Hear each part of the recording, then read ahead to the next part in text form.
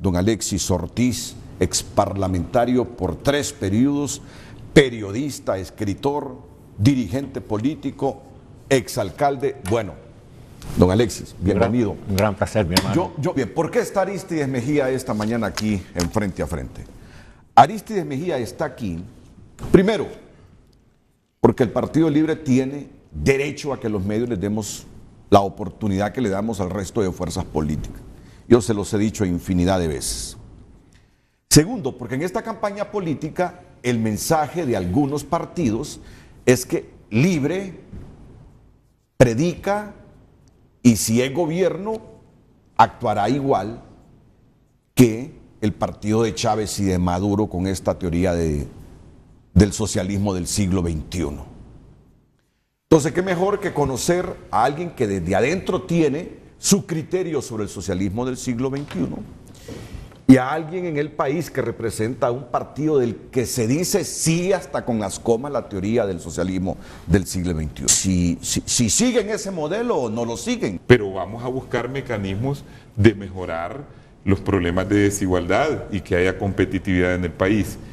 Y eso sí, vamos a respetar la libertad de expresión. Nosotros lo demostramos en nuestro gobierno. Fuimos muy criticados. Y Renato lo sabe, aquí nunca se persiguió un periodista, nunca se cerró un medio de comunicación. Sí lo hicieron durante el golpe de Estado. Sí lo trató de hacer este gobierno, cuando trató de meter una ley mordaza y habló de confiscación de medios, y Libre se pronunció contra la confiscación de medios. Nosotros tenemos un planteamiento, diría yo, a pesar de que tenemos todas las expresiones en esa diversidad interna, de una izquierda moderada, de centro izquierda, que quiere hacer cambios en Honduras importantes que el país requiere, pero nosotros somos en el esquema ese, que no es el ideológico, sino en cuanto al respeto a las libertades, somos demócratas, no somos autoritarios.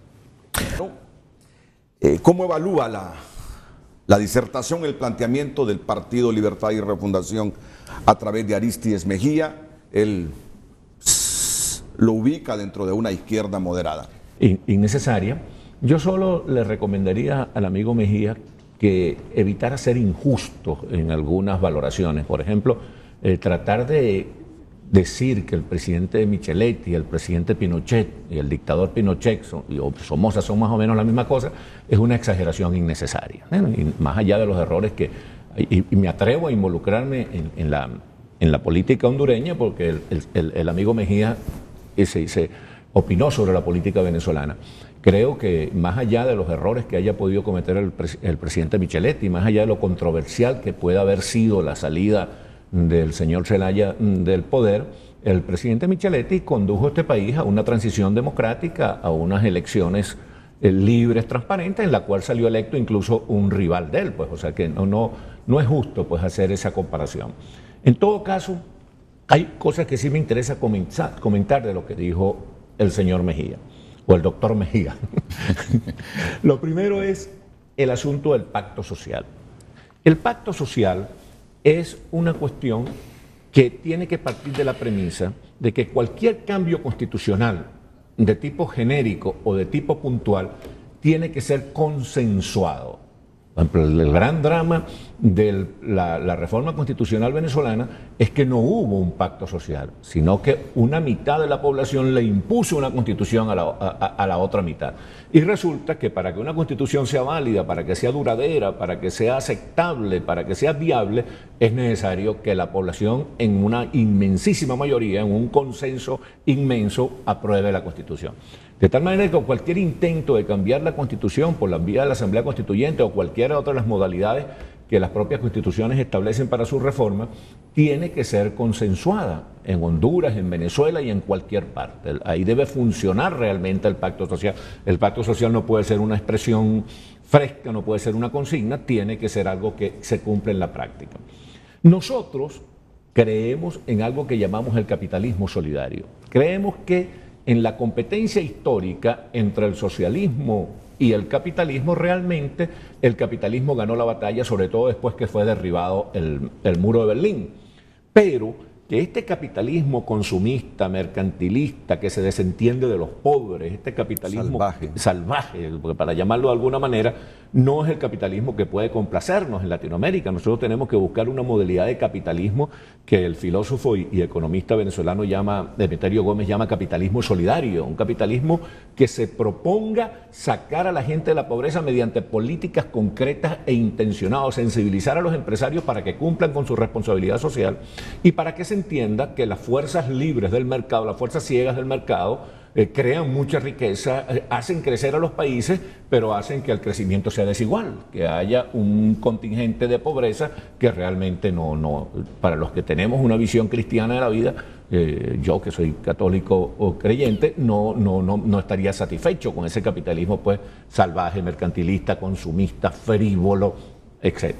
Entonces, bien, el doctor Mejía se refiere a los programas sociales que trató de implementar el presidente Chávez en Venezuela.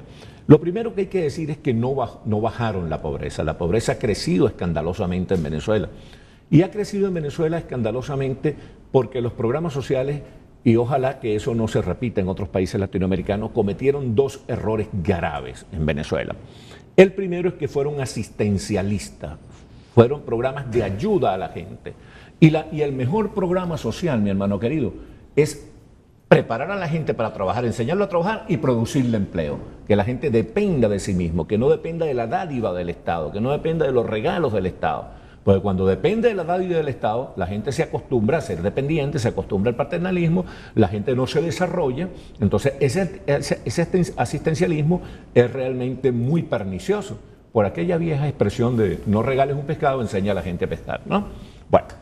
El otro problema que tuvieron los programas sociales y en general los programas de Chávez fue la corrupción. Como no hubo control, se desenfrenó la corrupción. Bastaba con que tú dijeras que eras revolucionario para que pudieras hacer lo que te diera la gana y para que fueras impune. Bueno, el mundo está lleno de lo que llaman allá los boliburgueses, o sea, los capitalistas protegidos por el gobierno de Chávez, que son multimillonarios y andan por el mundo de una manera descarada, ostentosa, grosera, exhibiendo su riqueza. Mira, es una cuestión tan terrible. ¿Tú te imaginas lo que le cuesta a un empresario cualquiera llegar a ganarse $1 millón? Le cuesta años de trabajo. Bueno, hay muchachos menores de 30 años que solamente por sus conexiones con el gobierno de Chávez tienen $100 millones. Es una barbaridad, porque Venezuela manejó tanto dinero por la bonanza petrolera que se crearon este montón de ricos descarados que andan por todas partes, pues, abusando y insultando la pobreza de los pobres en Venezuela. ¿Es sostenible esa izquierda moderada, ese discurso de respeto al sector privado, a la inversión extranjera? ¿Es sostenible considerando también las fuerzas radicales de izquierda que existen en Libre, pensando en el escenario que pudieran ser gobierno? Bueno, yo lo que veo, esa es mi apreciación personal en esto, es que, como dije al principio, Libre es una conjunción de fuerzas diversas que en principio se unen por un apego a los ideales democráticos y por un hecho concreto.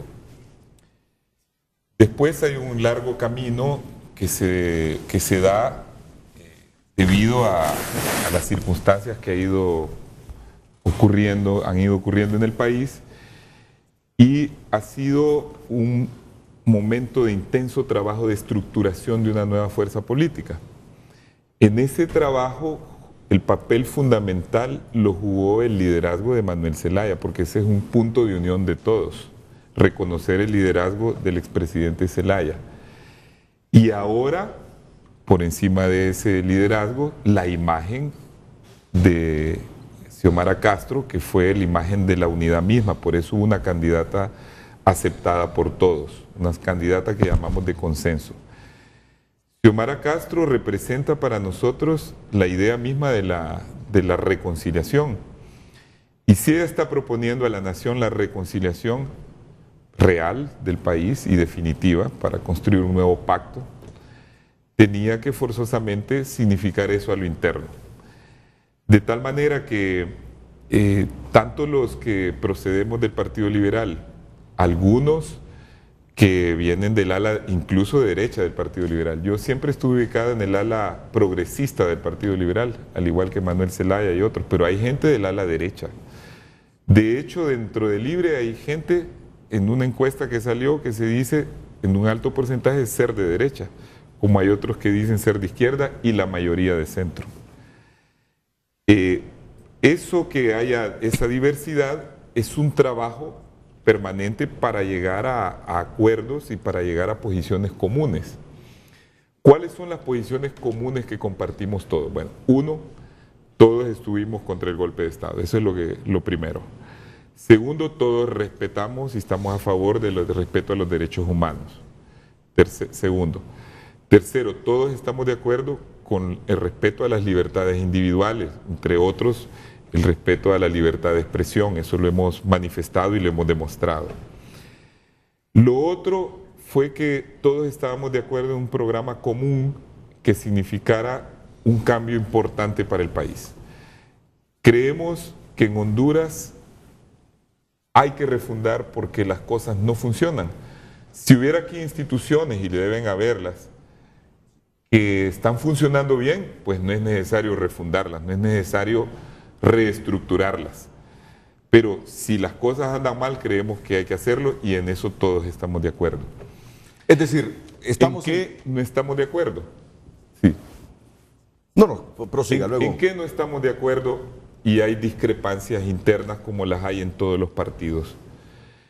Bueno, algunos, como usted lo dijo al principio, quieren más intensidad en los cambios, quieren que vaya más acelerado, creen algunos que debemos ser más fuertes contra el modelo de capitalismo salvaje, como lo ha referido Alexis, o neoliberal, y habrá, porque tenemos también dentro de Libre compañeros con quienes tenemos una relación cordial, que forman parte de la izquierda revolucionaria de los años 80, que creen que es necesario estatizar o nacionalizar, pero esos son los menos.